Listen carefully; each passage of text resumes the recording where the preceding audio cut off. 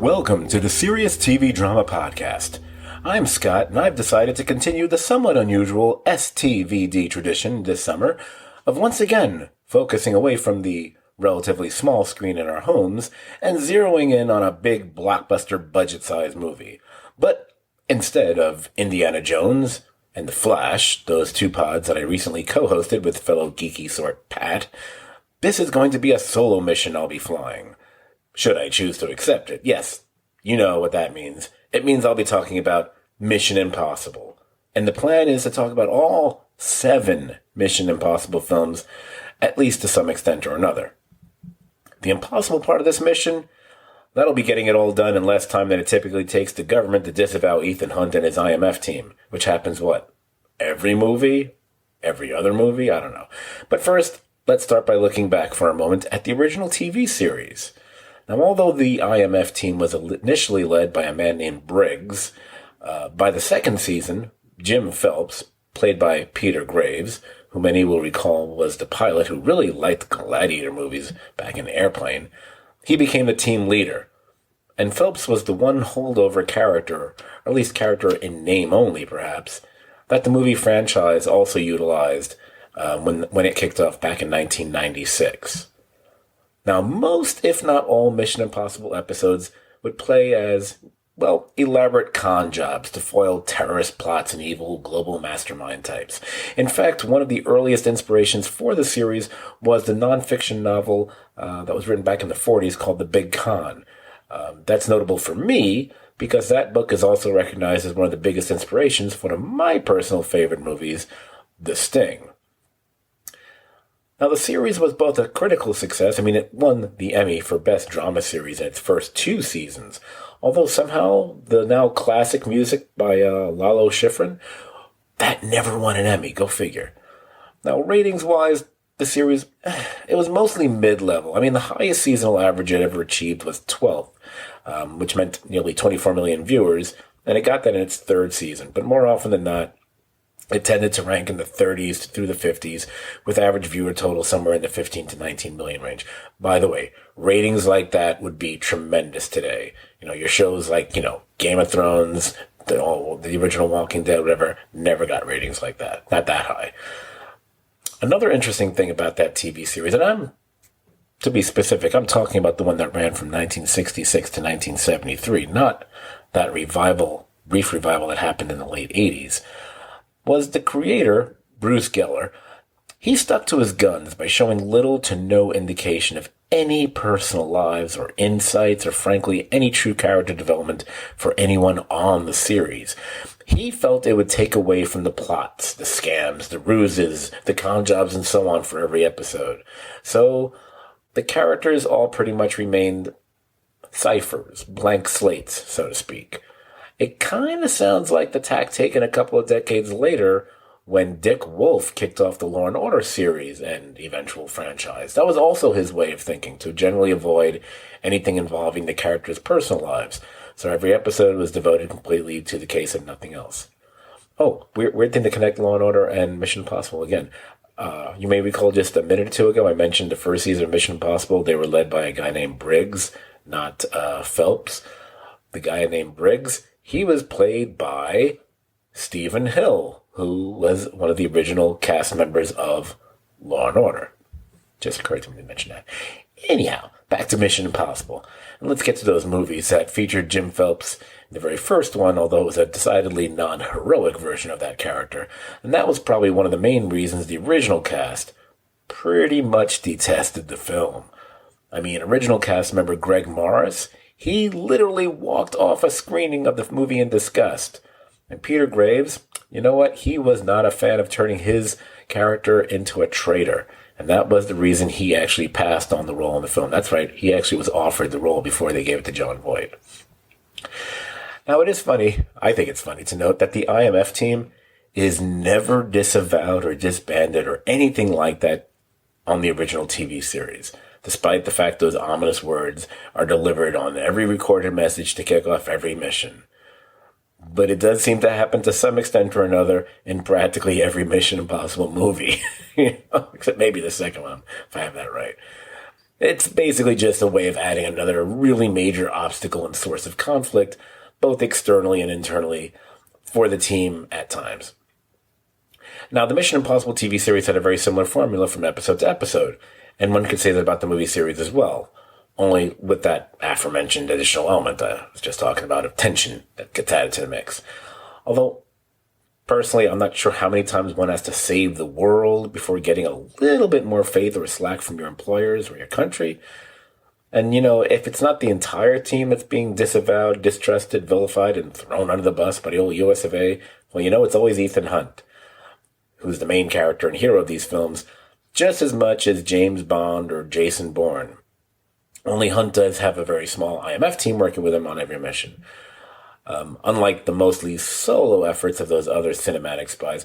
Although, I guess one thing he has in common with Bourne is that they both tend to be a fugitive on the run from the government than Hunt. Now, the movies are somewhat closer in tone, however, to the Bond films. Maybe there's slightly less reliance on the Bond girl concept, and there's not really that much in the way of the flashy, memorable main henchman of the big bad that Bond movies tend to always have. The Mission Impossible films also might play a teensy bit more comedic due to the IMF team members played by actors like Simon Pegg and Ving Rhames, as well as Cruise actually having a decent sense of humor himself. All that, plus some outrageous stunt sequences, make for one of the more sturdy and understandable movie franchises of the past 25 plus years. Look, more so than Top Gun or anything else he's done to this point, this is basically Tom Cruise's superhero franchise, if you will. So, mild confession time. While I have seen every single Mission Impossible film in the theaters, I have in fact only seen every film once and only once. It's not that I never rewatch recent movies. Hell, I've watched Memento and the Nolan Batman movies a ton of times each. But generally speaking, it's just not something that I do. But much like I did with the Burton Batman movies before going to see Keaton reprise his role in The Flash, and then the 4 Indiana Jones films before going to see Dial of Destiny, I thought I'd take the plunge, no, not off a 130-story building, you should be so lucky, but the plunge in terms of watching all 6 Mission Impossible films back to back to back to back to back to back before venturing out to see the new Dead Reckoning Part 1. I do know of a few folks who were fans of these films, and a couple of those folks, why am I saying folks so many times? A couple of those dudes, because they're both men, posted their own personal ranking of the films after seeing the latest one. So I thought, what could be more fair than me doing this? Seeing all 6, again, one right after the other, and then the new one. That would make it as objective a way of viewing these films as possible. And then I could also see if my order was in sync with them, and others I've seen published on websites and so on, or maybe we would differ. Who knows? That's really just for my own personal curiosity. So here I go. I'm going to go through them one by one, but don't worry, it is not my intention to do much recapping or in fact spend an inordinate amount of time on any one film beyond my own observations about the movie, which I'm hoping will yield at least 1 or 2 original thoughts here and make this listening experience, I should say, a worthwhile one for you, the listener. So let's get to the first one.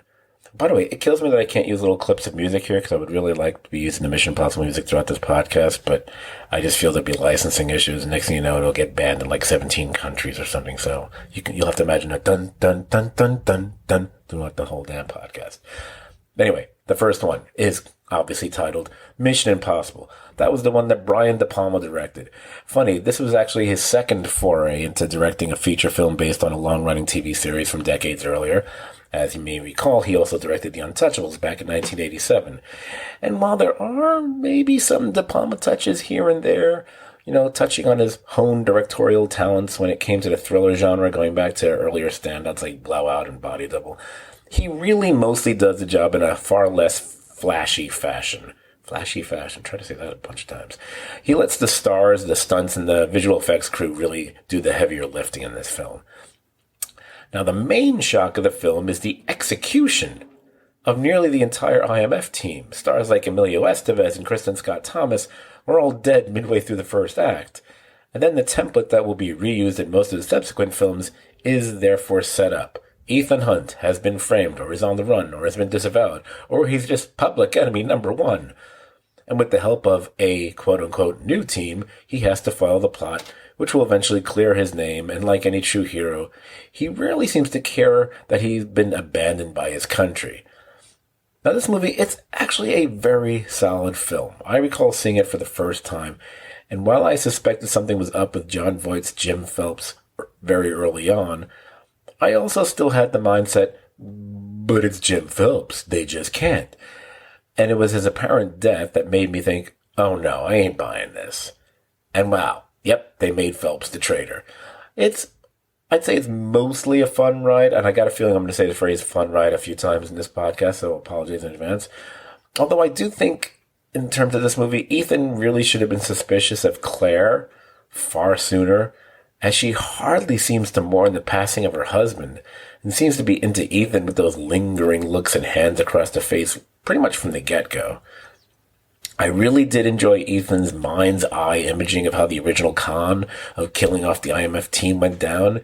I was just watching the final 15 minutes of the Justified finale from 2013, the series with Timothy Olyphant. And they do something like that there as well, where Raylan Givens talks about all the possible people that might have helped someone get away, and we see each of them, even as he dismisses each one for a variety of reasons. And now I get to say something briefly controversial before moving on. As far as that new IMF team and or villains, by the way, I also prefer Jean Reno as a bad guy and watching him get killed off, because I happen to think Leon the Professional, or as I knew it was called when I was growing up, The Professional, I kind of think that's a highly overrated film. And that's actually coincidentally how I feel about most of Luc Besson's work. The Fifth Element, please. Okay. Has nothing to do with Mission Impossible. I'm just going to diss another movie altogether. Next, we have Mission Impossible 2. Now, before I go any further, I think the screenwriters for both this film and the previous one need to be pointed out. For the first one, you had David Koepp and Steven Zaillian working out the story, meaning they likely hatched the overall idea, and by and large what the beats were going to be of the story, the twists, and maybe some characterizations and so on. The actual screenplay, that was co-written with David Koepp and Robert Towne. Now, Koepp, he's scripted some major blockbuster films in his time. Jurassic Park, the first Spider-Man film, the original Mummy film. And he's also the writer of some not quite as beloved summer movies, be it War of the Worlds or the last couple Indiana Jones movies. But by and large, he knows what he's doing. But like most writers and directors for that matter, one could say he's hit and miss. Now, Steven Zaillian, he brings a bit more prestige to the table because he was the writer of Schindler's List, Moneyball. He even goes all the way back to The Falcon and the Snowman. And Robert Towne, dude, Robert Towne is a legend. He wrote Chinatown. Are there a bunch of, I'll be nice and say somewhat iffy films on his writing resume there? Oh yeah.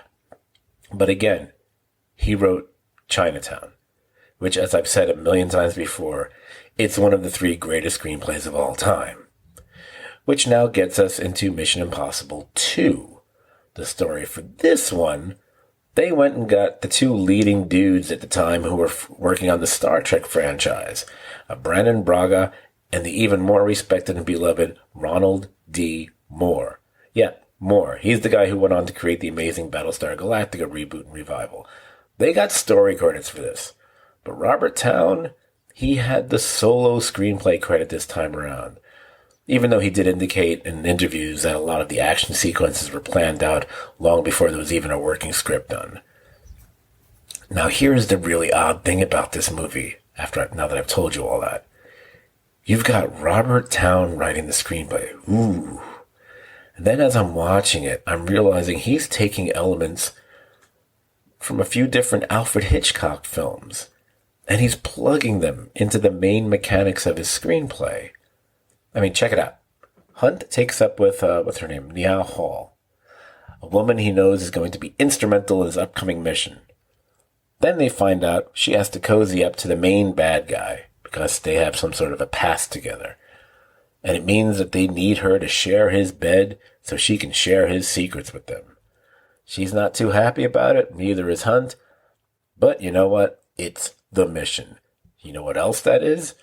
It's the plot of Notorious. You know, Cary Grant, Ingrid Bergman, Claude Rains. The only difference beyond Notorious having a far more impressive trio right there is that the villain in that film, Alex Sebastian, he just had a thing for the female character Alicia, like an unfulfilled schoolboy crush. Now, the bad guy in this one, Ambrose and Nia, they had actually been a couple in the past. It was more about getting back together with his ex. So while all that's happening, then you have Ambrose's right-hand man. He's clearly suspicious all the time. He's weirdly always around and clingy to Ambrose. In fact, if you didn't know any better, you might think he had a thing for his boss himself, the way he seems to regard the boss's girlfriend. It's very weird, a little creepy. And you know what else? Does it sound a little familiar? It should. Because we can go back to another Hitchcock film that can really lay claim also as a template for pretty much every other action film over the last 60 plus years, even as it owns its own lineage to earlier Hitchcock films about a wrongly accused man on the run. Yes, I'm talking about another and a different Cary Grant Hitchcock collaboration this time. I'm talking about North by Northwest. The dude's doing the Martin Landau thing. That's Richard Roxburgh is Hugh. He's clearly modeled after Martin Landau's Leonard. Now, one can also point to, again, the woman has to do double duty in working with the hero while sleeping with the villain. Only that time it was Eva Marie Saint and James Mason. That's a trope we see over and over. I know I said trope. I apologize. And let me say, even as I point all that out, there's nothing wrong with any of that. There is nothing wrong with that. In fact, having Town write your screenplay while being clearly influenced immensely by Hitchcock films, that only means this should be one of the best sequels of all time. At least easily one of the best Mission Impossible movies, right? But unfortunately, it isn't. While it's nice that he didn't fall into the Ethan Hunt has been disavowed, blah, blah, blah, that we're going to see in so many subsequent films, and there are certainly some fun scenes and stunts, as there pretty much are with all of them, I think the director, John Woo, he just couldn't get away from his own penchant of excess, from the preponderance of slow motion, oh my god, so many slow-mo scenes, to pigeons everywhere, to a really just overly familiar way of staging fight scenes. It just ends up being the least satisfying film of the entire series. And yeah, you know what? It made a ton of money. It was the highest grossing film of that year. It probably helped guarantee that the franchise would keep going. But like I just said, it is not going to be a spoiler on this podcast to say, when I rank all 7 films at the end, this film is already ticketed even, to be at the bottom of the list. Which brings us to the third installment, which would be Mission Impossible 3. Now, the writing chores this time were Kurtzman, Orsi, and Abrams. Now, Kurtzman and Orsi, you know what? They're frequent collaborators with J.J. Abrams on many of his projects over the years, but surprisingly not lost. But things like Alias to the Star Trek movies, they've always worked with J.J. Kurtzman has also been a big part of the creative producing force behind all the recent Star Trek series you guys have been watching, everything from Discovery through Picard, I think even Strange New Worlds. And then you got J.J. Abrams, who also directed the film. And this movie has J.J. Abrams written all over it. From the cold opening tease that we won't get to until more than, like halfway through the movie? I think even more than that, maybe 2/3 of the way through the movie. By the way, that's a device I've personally always been a big fan of, be it TV or film. I just love doing that. I've done it myself when I've tried to write things. And then you have the mystery MacGuffin throughout the entire film that's never really explained. In this film's case, it's the rabbit's foot. That plus, Abrams' work on Alias can really be felt here a number of times. Probably more so than any other film in the franchise, this film also has the fun trivia legacy of what could have been. Now, following De Palma and then John Woo, the studio had hired another major directorial name to take the reins of a Mission Impossible film. That person was David Fincher. But he actually dropped out. Then they went and hired let's just say the somewhat less ballyhooed director Joe Carnahan. Hack. And he worked on the movie for over a year. And that cast was set to have Kenneth Branagh, Carrie-Anne Moss, Scarlett Johansson. But then that fell apart. The actors eventually all left the project, and the script was mostly scrapped. But Cruise, tried to get things done on his own. He had actually binged a couple of seasons of the aforementioned Alias. He loved it, and he reached out to J.J. Abrams himself to direct it. Now, this all led to even more delays due to Abrams' involvement in both Alias and Lost at that time. But eventually things did come together. Now, outside of one more little thing, he actually had hired Ricky Gervais to play Benji, which clearly didn't happen because all these delays led Gervais to leave because he was going to be in the Christopher Guest film For Your Consideration. And as we all know, he was replaced by Simon Pegg. But after that, the script and the film eventually did get back on track. And here the triumph of the film is casting Philip Seymour Hoffman as how should I describe him? I like soulless. The soulless arms dealer, Owen Davian. First of all, Hoffman might lead the list, even over the likes of Heath Ledger and River Phoenix, of those immensely talented actors who left us way, way too soon. And man, every line he delivers in this film, every smoothly uttered threat to Hunt and his loved ones, it just carries more menace and weight than frankly any other villain before or even since in the Mission Impossible movies.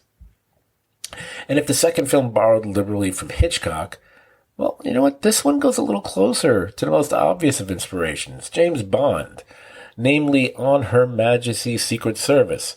Yes, that's the film where James Bond also gets married. And that happens in this film. Michelle Monaghan, she's an immensely appealing actress. I fondly recall her from that first season of True Detective. But what makes this one work is oddly what didn't work in the previous installment. This was less about averting a global crisis, and it became more personal, more visceral. Perhaps it being a genuine loved one who we know is under threat from the very start, thanks to that cold open, maybe that gave this really special sense of foreboding for the entire picture. The relationship, of course, between Hunt and Julia is far more palpable and real, as is the danger presented by Hoffman's Davian, as opposed to some, a self-injected virus that had Thandie Newton stumbling across cliffsides back in the previous movie. Or you know what? Maybe this is just a far better film. And by the way, the fact that it's the lowest grossing film in the franchise is hardly indicative of anything. Someone can correct me if I'm wrong about this, but I'm pretty sure I'm right. I believe The Empire Strikes Back is the lowest grossing of the 9 main Star Wars movies. Well, there you go. Most people pick Empire as either the best or the second best of the entire series. I think also that applies to Harry Potter and the Prisoner of Azkaban. I think that tends to be the best liked of all the Harry Potter films, as I believe it should be, or in the top 1 or 2. And I think that was also the lowest grossing of those films. Anyway, back to this movie. We also get a supporting cast featuring post-Felicity but pre-Americans Kerry Russell. We get Billy Crudup, and although I can't remember if there's ever an explanation why we never see him again, we do get Lawrence Fishburne. And it's a damn good flick that I'd say is definitely better. Tell you what, it's better than some of Abrams' other directing efforts in major movie franchises. I'll leave it to you to guess which IPs, franchises, and so on that I'm referring to. Okay, I'm going to take a sip of something because my throat's getting a little dry, and then we'll get to the fourth film.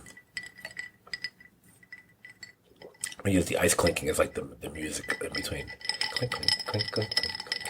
Anyway, that fourth film will be Mission Impossible Ghost Protocol, the one where we take it up a notch or 3. It's also the one where they decided to stop at the numbers and let's go with the subheading, subtitle, whatever you want to call that additional phrase at the end of a movie title. This one was written by Josh Applebaum and Andre Nemec, whose work had mainly been in TV. Nemec had an Abrams connection from being a writer on Alias. Not obviously. It's not obvious at all. I should say actually. It's probably more notable that this was directed by Brad Bird. It's actually the first non-animated film under his direction. Now, his credits before that were really impressive if you know your animation. The vastly underrated Iron Giant, probably, if not the best Pixar film in the conversation as one of the top 2 or 3, The Incredibles and Ratatouille. And maybe it's that sense of limitless potential that animation provides, plus finding room to have equal shares of both pathos and humor, that helps make Bird make what might have been the most impressive turn at directing in the series up to this point. Plus, you got a new cast joining the team with Simon Pegg, with Jeremy Renner and Paula Patton, and they also brought in Michael Nyqvist, who was just getting recognized by American audiences as the male lead from the original Girl with the Dragon Tattoo. He makes a satisfactory, if not quite as memorable as the last guy, villain. Now, the Russian jailbreak scene, and particularly Hunt's silent arguing with Benji, is so delightfully memorable. It's one of my favorite openings of any of these films, quite frankly. You also have the launching of a nuke, which ends up grazing the Transamerica Tower in San Francisco. That was cute. I mean, I will live a happy life if I never have to see the old, it's the 2 keys nervously launching a bomb, oh no, shtick. I've seen that so many movies, I never want to see it again. But with this film, it's those scenes in Dubai, especially the ones at the Burj Khalifa, which is the world's tallest building. That's what really put this movie on the map in bright and bold ink. And I remember when I was seeing this in the theater, it was one out of only 2 films I've ever had a queasy, almost vertigo-like feeling when watching it. The other one was oddly Peter Jackson's King Kong, which I saw on a massive screen when I was younger, and it kind of made me dizzy when he's up on the Empire State Building. But sticking with this movie, the stunts on the side of the building, the game of switcheroo in the 2 rooms, and then the entire sandstorm sequence. I mean, in my conversation with you right now, I'm only midway through all 7 films, and I'm telling you right now, that's probably both literally and figuratively the high point of all the stunts and sequences in any of the films. I love that I hear police sirens when I'm talking about something like this. Plus, you've got Renner's Brandt character, who provides an interesting counter to Hunt. He's more the pragmatic realist, more apt to question and worry. As well as you have Patton, who's also a nice addition. I think maybe she deserved to appear in a subsequent film, quite frankly. Also, other than reassuring the audience that they did not, in fact, kill off Ethan's wife after all, the film also ends with the first mention of the Syndicate. And that's going to be the organization that will take center stage for the later Mission Impossible films. Kind of like James Bond's Spectre. And while I enjoyed the rewatch of Ghost Protocol, I also recall that this was the one I felt really re-energized the franchise and made me look forward eagerly to the next Mission Impossible film. And having said that, that's probably as good a segue as any to get to the 5th film, which is Mission Impossible Rogue Nation. That's the movie that ushers in the McQuarrie age, as Christopher McQuarrie takes over the directing duties from this point on and is either the sole writer or the co-writer of the screenplays from this point on as well. Now, McQuarrie is previously best known as the writer of The Usual Suspects, as well as a number of other Tom Cruise projects over the years. You know, the best scripted one probably being Edge of Tomorrow. He even did some uncredited touch-up work on the script for Ghost Protocol. Now, Rogue Nation brings back Renner as Brandt, as well as now franchise, let's call them stalwarts, because I like words that no one ever says out loud. Stalwarts. Ving Rhames and Simon Pegg as Benji and Luther. It also adds Rebecca Ferguson as Ilsa Faust. And side note, I really like Ferguson. She always has a certain way about her, as if she's constantly thinking and calculating at any given moment. I mean, hey, I may not have really liked the film Doctor Sleep, but I really liked her in it.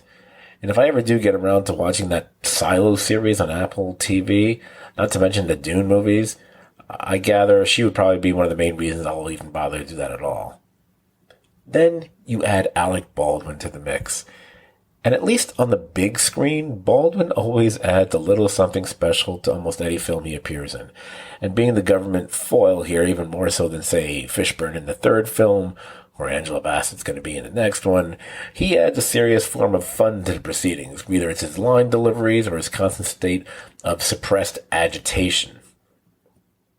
Now, this rogue nation, although it does beat a familiar drum, bye-bye, Ethan Hunt and the IMF task force, you're on your own now, guys, it does a really great job in setting up and presenting a global network of villainy.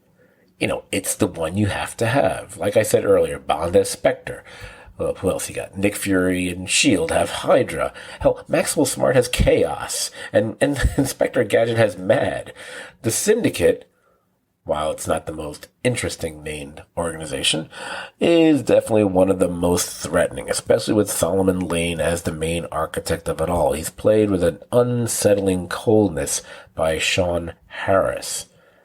And while some parts are outlandish and over the top, even for a Mission Impossible movie, it all still kind of works somehow. And it certainly and easily has one of the best overall single plots of any of the first 5 films. Plus, hey, come on, your female lead is named Ilsa, and you end up with an extended sequence in Casablanca. I mean, you gotta love that if you're a movie guy or gal, right? And if I'm not mistaken, this was the first Mission Impossible film not to kill off the villain at the end. Let me think, wait. Phelps, dead. Ambrose, dead. Davian, dead. Hendricks, dead. Yep, before all this, previous 4 villains, dead. So, you gotta know that's gonna have repercussions as we move to that 6th film, which was, repercussions is another word for Fallout. Mission Impossible, Fallout. Those repercussions I was just talking about result in Solomon Lane returning in this film. And now the subversive flip is Hunt and his team have to initially break him out of custody. Now, before the true plot and plan of the film comes to light, with Lane once again being several steps ahead of everyone, and the mastermind of yet another plan based on that manifesto mantra of there cannot be peace without first a great suffering. The greater the suffering, the greater the peace. Well, you got Peg and Rames are back, as is Baldwin and even Rebecca Ferguson. And hey, eventually Michelle Monaghan reappears as well. As I mentioned her before, we add Angela Bassett as the CIA director. She gets tossed into the mix. And probably the biggest addition, who eventually becomes Hunt's true arch-nemesis of the film, is Henry Cavill as August Walker. He's a double agent who at first seems to be a contentious CIA agent who's piggybacking on the mission, since the IMF team is once again, under the microscope due to Hunt choosing to save one of his own team members instead of, protecting a suitcase of plutonium. And later, he's adamant that Hunt is, in fact, the mysterious John Lark, the man who's at the center of any number of deadly missions and procurements for the other side. Let me sip my drink again. But midway through the film, or thereabouts, it's revealed that Walker is in fact working for the Syndicate. Hey, you know what? He's John Lark. So this is the role that Cavill grew that mustache for, and they wouldn't let him shave it when he had to go back and do some reshoots for Joss Whedon and Warner Brothers when they were doing Justice League, and hence how he ended up with that infamously digitally erased upper lip. I suppose if he had been working for the same studio for both films, maybe they would have let him shave it and then just let hair and makeup fix him up with a new one that probably no one would have been the wiser. But nope. Paramount said, screw you, Warner. We're not helping you guys. So that's what happened. Now, one of the really terrific things about this movie is the Cavill-Cruz conflict. It might also be the one and only main villain and combatant that one would really find credible for the Tom Cruise character. I mean, look, we know Tom Cruise is not a big guy. We all know that. But taking on someone like Jon Voight, come on. Doug Ray Scott, what? He's a few inches taller, please. Philip Seymour Hoffman, or what's his name, the Swedish actor, Nyquist? Hardly. I mean, not counting Voight, I mean, he was like 20 years older at the time. I think the actor who plays Solomon Lane is technically the tallest of the main bad guys in all these films at 6 feet, but none of them are really what you'd call a physically imposing person. Now, Henry Cavill, he's a complete hunk or Hulk. He's a hunk and a Hulk compared to all of them. I mean, there's a reason this dude was playing Superman, and it wasn't his mastery of the thespian arts. Now, the one thing Fallout may suffer from, it's a bit overstuffed. It's almost too much. First of all, almost every Mission Impossible film is then longer than the previous one, except in one instance. The first one is a shockingly lean hour and 50 minutes. The next one, 2 hours and 3 minutes. Then 2 hours and 6 minutes. Then the fourth one was 2 hours and 12 minutes.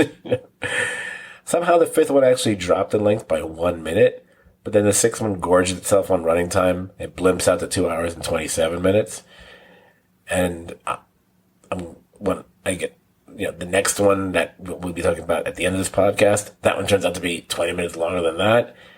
And that's a part one. Jesus. So back to Fallout. Could this movie be trimmed by, say, 10 or 15 minutes? Oh, absolutely. But you know what? It is still wildly entertaining. I mean, even the scenes that could have been potentially turgid exposition are rarely pockmarked by any blips of boredom whatsoever. I mean, look, is it a little tiresome that once again someone, typically a famous someone, who's in a high governmental position, thinks Hunt is a reckless rogue agent who can't be trusted to do what needs to be done? Again, Hunt saves the world, and again, they, the CIA, the IMF, or whoever director, your Fishburnes, your Baldwins, and now your Bassetts, they realize, oh, he is the man for the job after all. He is Ethan Hunt after all. Actually, it can't be Jack Bauer. Jack Bauer never has the time to do as much traveling as Ethan apparently does. But look, this movie, it may be a bit long, but boy, is it fun. Overstuffed is not the worst word. It's a buffet for a Mission Impossible fan, because it features a little bit of everything. Maybe a lot of bit of everything in this one. I mean, Mission Impossible 3 was like that first meal you have after a long night of drinking, carousing, and those headaches are ensuing. I mean, you felt a little off and queasy after Mission Impossible 2, but Mission Impossible 3 made it all better in the moment. Ghost Protocol, a fine meal, a healthy salad, but the meal may be a little bit decadent. Rogue Nation, the same, but maybe you overdid it on dessert a little bit. No, you were still high off the meal. Fallout feels like Thanksgiving. Which brings us finally to the latest film, and maybe the reason most people tuned into this podcast if they bothered. That would be Mission Impossible Dead Reckoning Part 1. Now, you go in knowing, with a somewhat unwieldy title stuffed with colons and commas, that this being referred to as a Part 1, it means it's not going to end with any true resolution. And honestly, that's probably one of the main factors working against this film when stacking it up against the previous 6 movies. So let's get into this one. First thing, look, maybe it's a combination of this being the 3rd film in a row under the guidance of the same person, Christopher McQuarrie. Or maybe the players who've been brought back once again just are able to slip into their roles, and even amidst the crazy stunts and mind-numbing exposition, there's a comfortable chemistry, shall we say, that is immediately apparent between Cruise and Pegg and Rames, not to mention, hey, there's Rebecca Ferguson again. Ooh, Vanessa Kirby is back. They even brought back Henry Cherney as Kittredge, who we haven't seen that dude since the first Mission Impossible movie. I would say in many ways, outside of a couple series standouts, like Philip Seymour Hoffman or Alec Baldwin, maybe even Jeremy Renner, maybe, one could make a case that this might be the most pleasing overall cast of any of the Mission Impossible films. Because in addition to all the people I've mentioned they brought back, you add in Shea Wiggum, who has been discussed on the STVD podcast a number of times before. He makes everything better. And more significantly for this film, is Haley Atwell. Haley Atwell, she's Grace. She is such a big part of this, and I gotta tell you, man, oh man, I have had a crush on Haley Atwell since that very first Captain America movie. Oh, it just occurred to me that she and Shea Wigham actually co-starred together on Agent Carter, so they've shared the screen together before. That's interesting. And, speaking of Marvel-related things, also in this film, she's less a femme fatale than maybe a truly fatal female. I don't know. It's the actress Pom Klementieff, I think is her name. She was the one who was so sweet as Mantis in the Guardians of the Galaxy films, but she's a nasty little piece of assassinating work in this movie. I'm trying to think if there's anyone I'm forgetting. You do have the impossibly smooth face of Cary Elwes. He shows up in this one as well. I can't forget about him. He always gets credit for, Princess Bride. So, once again, we have the plot machinery grind into its commonly held position. Ethan Hunt is on the run, not just from the villains, but from the government as well. He's the king rogue of going rogue, and the U.S. will spend millions, maybe billions of dollars on hardware and manpower to bring him down, while ignoring whatever the actual and larger or genuine threat really is. Now, the insidious plot, and it's a somewhat oddly timely coincidence, considering the current WGA and SA and SAG strike. It all revolves around an AI that has seemingly gone sentient, worming its way into any and all currently used digital networks that affects and impacts essentially everything. So one thing we have to keep being reminded of when either the government or Benji and Luther are doing something that, requires the internet or digital connections and so on, is that they're constantly having to tap into some long out of use or defunct satellite from, the Weather Service or the Soviets or whatever. Now, throughout the movie, I did find myself pondering the overall plot. Now, I don't mean the plot holes that are slathered over by smile-inducing but truly impossible coincidences. I mean, there are chasm-sized gaps in logic here at times. But I gotta say, having just watched all the previous films, you can kind of say that about all the previous movies as well, some to greater extent than others. So, I'm not really pondering that aspect of it. I'm thinking about the whole AI of it all. Because I thought it was interesting how this has become a real-life issue in so many ways, from that aforementioned strike to how, if not AI, then automation, removing the human from the process, which is what AI is really for, has impacted so many people. I mean, hell, me, personally, my job was recently eliminated due to many of the things I used to check for errors and violations by my, fellow human beings in my department that had all shifted being automated. So, but by me. But in terms of fiction, this idea has been knocking about for several decades now. I mean, you can go all the way back to Fritz Lang's Metropolis, or maybe you just stay within, science fiction writings of the likes of Asimov and Bradbury in the 1950s, or maybe the plot of several episodes of The Twilight Zone and The Outer Limits, or you can zero in on the HAL 9000 going bonkers in 2001. I mean, think about it. Just years later, was it any coincidence that droids were held in such blatant disregard in so many scenes in Star Wars? And then by the time we get to Terminator, oh boy. I mean, heck, just a couple months ago, I finished watching a new series on Peacock called Mrs. Davis. And what's that plot about? The entire plot revolved around an AI that had essentially taken over the world. So, while it was a little unexpected to see that be a thing in a Mission Impossible film, it really shouldn't have been a surprise at this point. Because, much like the plot of any Bond movie, it's not exactly very grounded.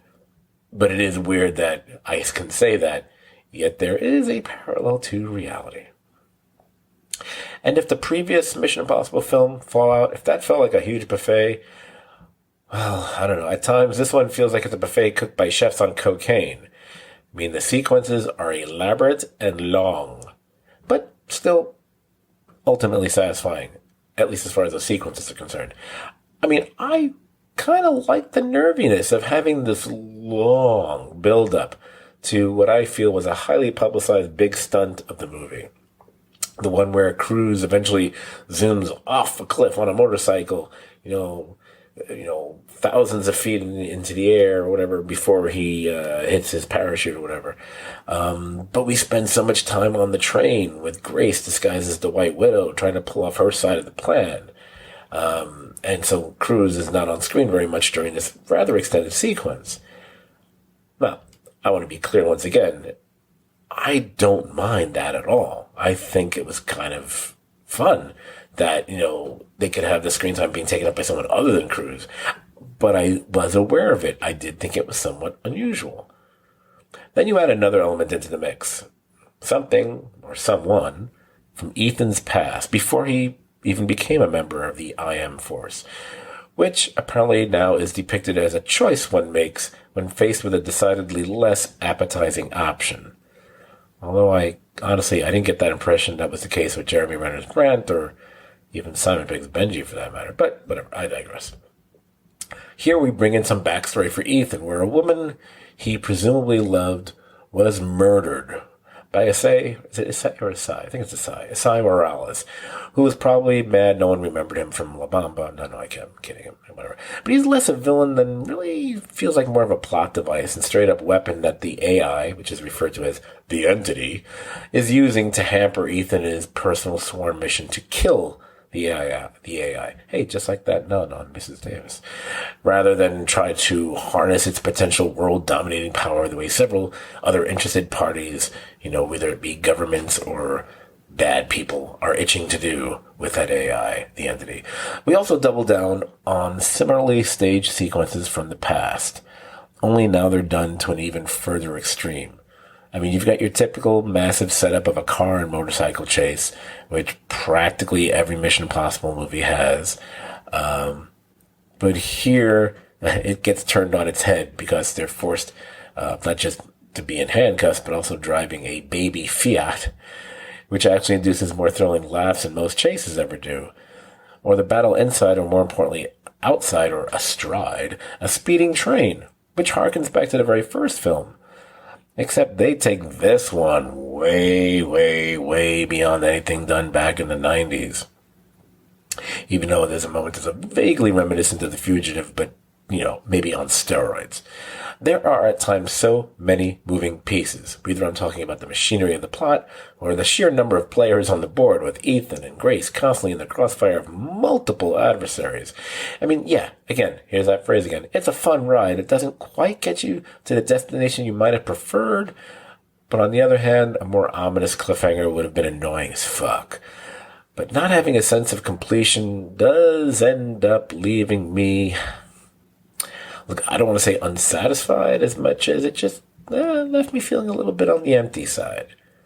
Like, I don't know why I wasn't more upset by the death of Ilsa Faust, the way I was even worried about Ethan's wife back in Mission Impossible 3.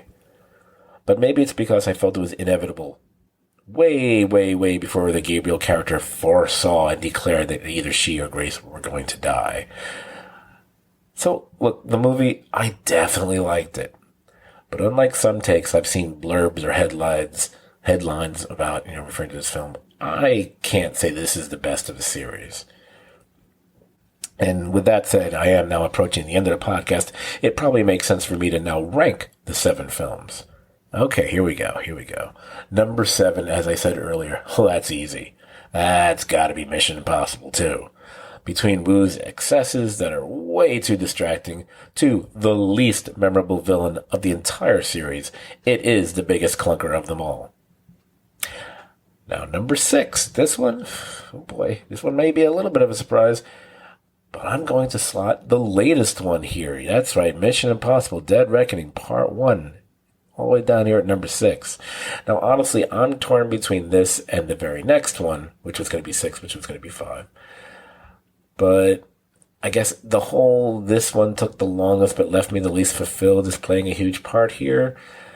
Now, I will concede that when the second part of Dead Reckoning comes out, I guess it's Dead Reckoning Part 2, whatever that's going to be, that one could end up being at the top of this list, and maybe it'll carry this along with it there.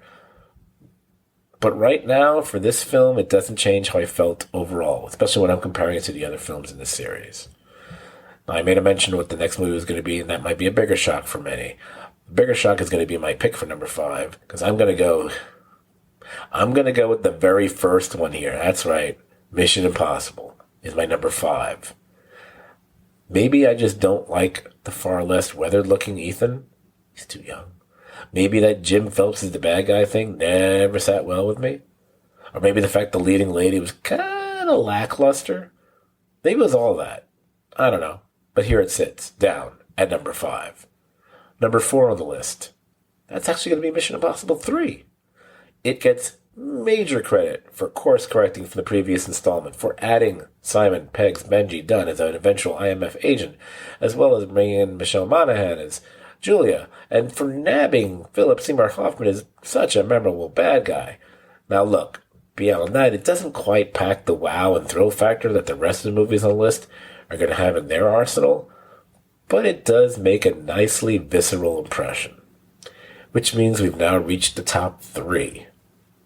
So number 3, I'm going with the 5th installment, Mission Impossible Rogue Nation. This is the one that introduces Alec Baldwin into the mix, as well as, he will be the government obstacle that Ethan Hunt is going to win over, as well as Rebecca Ferguson's Ilsa Faust, not to mention a pretty decent, if not the best, villain in Sean Harris's Solomon Lane. Number 2. Now, I'm going to part ways with many Mission Impossible fans here. That's what I'm picking for number 2 is Mission Impossible Ghost Protocol. That's right, I got that one all the way up here at number 2. I know a lot of people might have it lower. I don't care. I'm sorry. The entire Dubai sequence I talked about before, it still stands. Now that I've seen all 7, it still stands as the most impressive for both thrills and chills. It's the most impressive sequence in the entire series. Look, the train car, after train car being dragged over the edge in this latest one, certainly ranks up there, but I'm sorry, it's all about Dubai from you, man. Plus, Paula Patton, I really thought she was a nice addition to the team. I really missed seeing her. I wish I knew why they didn't bring her back. I mean, I'm sure there's a good reason. Maybe she didn't get along with Cruise, who knows. Renner is really good in that first one, far more than he is in the subsequent one. Then we get the whole fake out in the beginning with Josh Holloway, who gets killed super fast, which was, sorry, fellow Lost fans, but hey, wasn't that a bitch? And I think Pegg also really comes into his own in this film more than any other as well. Probably the only knock on the movie overall is that we don't get to see Ving Rhames Luther until the very end of the picture. But man, this was one of the best to see in the theater, if not the best to see in the theater. And that thought hit me once again when I rewatched it last week. So, that means coming in at number 1, it's the grandly, as opposed to grossly overstuffed masterpiece of mayhem, Mission Impossible Fallout. That would be the 6th film. Oh yes, it's crazily over the top and insane. And you know what? It's more fun than any of the other 6. As I said before, Cavill is a great one-on-one adversary. It's got surprises. It's got shocks. Hey, look, I did not foresee killing off Alec Baldwin in that movie. You've got your ticking bombs. You got your ludicrous chases. It's the one that's got it all. And that's why it has the number 1 slot for me. Now, time will tell how that 8th film, when it comes out, how that one's going to rank. Like I said, maybe it'll be such a good companion piece to Dead Reckoning Part 1, they can end up sharing a spot together high up on a future list. You know, the way that some people combine pairs of films like the 2 Kill Bill movies, for example. Okay. I was hoping to get this potentially mammoth podcast done in record time, and holy crap, I think I did. Wow. But I will leave it to you, the listener, to decide if covering 7 films, and looks like I'm going to get it done in roughly an hour, is impressive or lame. But if you were impressed, you know what else might make a good impression on you? Hanging out on our Facebook page. So go to Facebook and look for the Serious TV Drama Podcast. You can like the page and join the conversation about any number of TV shows and movies. You can find us on most podcasting platforms, but if you want to share your love, or at least your like, of our little enterprise here, you can find us on Apple Podcasts, where you can rate and review us there. Hey, you don't have to listen to us there. just, do the stars and the words on our behalf. Unless you think we stink, then, don't. Now, you can also find our entire archive of 386 episodes over at podbean.com. You can find us as the Serious TV Drama Podcast.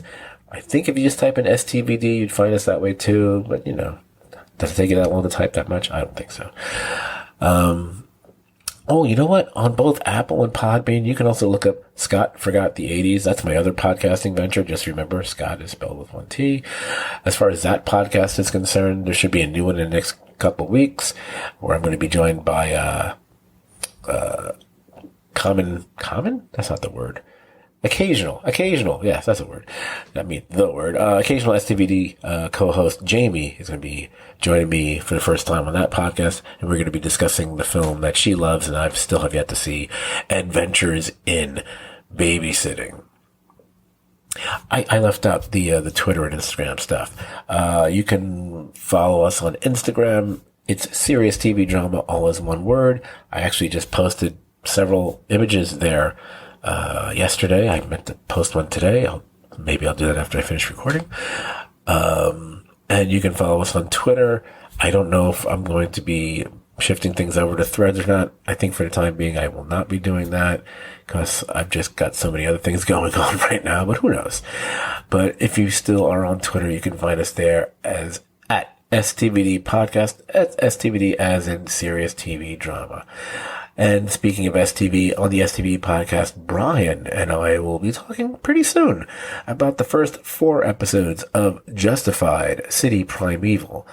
So yeah, that to look forward to, folks. Probably going to do that a day or two after the 4th episode airs, which I think that shows up on FX and on August 1st, which means Hulu on August 2nd. So assume it'll be sometime in the first week of August. Alrighty then. Hopefully, my mission was accomplished. And equally, hopefully, you won't have to disavow ever having listened to this podcast. So have a good night.